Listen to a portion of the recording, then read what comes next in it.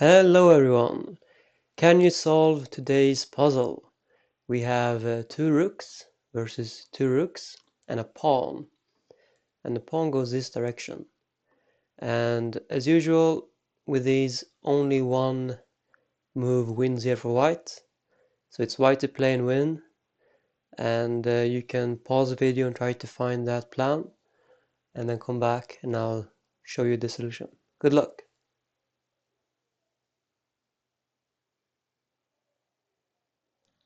Okay. So what happens if we play rook to c2? The idea is to bring the other rook to a1 and deliver a checkmate. Well, here black can play rook to b1 and ruin that idea. And it's the same thing if we try with rook to a2 first, try to bring rook to c1 next. Black can just play rook to b1 and we won't have rook to c1 anymore. So playing either rooks to the second rank as a first move won't work. Instead, we have to start with rook to a1 check. And here black has two squares for the king, either e2 or f2. If black goes f2, then we play rook to a2 check. And if black plays king to g1, the idea is to be able to play rook to f1. So if we play rook to c1 check, black has rook to f1. But here we win by playing rook to g2 check. And this forces the black king to h1, and we take the rook on f1, and that is a checkmate. So that's what happens if black plays king to f2 after rook to a1. So black will play king to e2 instead. So how do we continue from here? Here we play rook to a2 check again. And black can play king to d1 just to stop the rook from c1. So what do we do now? Well, we just swing this rook over to the other side, to g3. And now we're threatening a mate on g1 instead. So here black will deliver a check on us, rook to h8 check.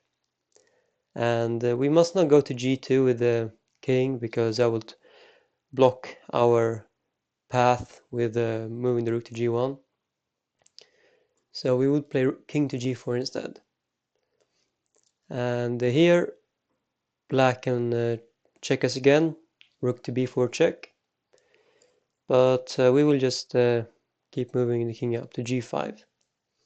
And after rook to b5 check, we play king to g6. After rook to b6 check, we take on g7, and now we're threatening this rook. So if black were to play rook to b7 check, then of course we'll just take the rook, and we will win with the two rooks versus one. So here black can try with rook to e8 to try to defend the king by being able to move it to e1. So here we will play rook to g1 check, and black will play rook to e1 again, but that is not enough for black, because we have rook to a1 check, and after the king moves somewhere, we will take the rook and we will win. So let's go through this variation again.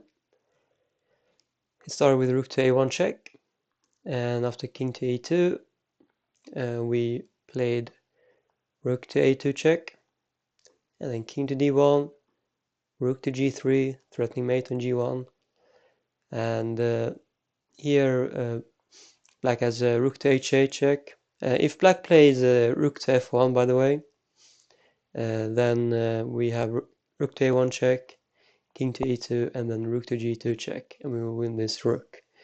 So yeah, something like this, and we will win this.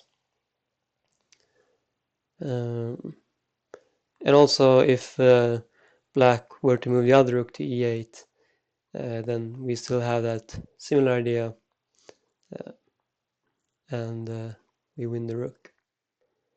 Okay, so after rook to h8 check, we will play king to g4, and then all black really has is to keep checking us like this, but eventually our king will get to g7, and we're now threatening the rook, and we're threatening mate, and yeah, black is lost here. Black can try with rook to e8, but we had rook to g1 check, rook to e1 only move, rook to a1 check, king to d2, and then we pick up our rook and we will win.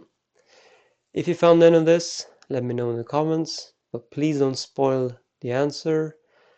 And I hope I see you in the next video. Have a nice day, everyone. Bye.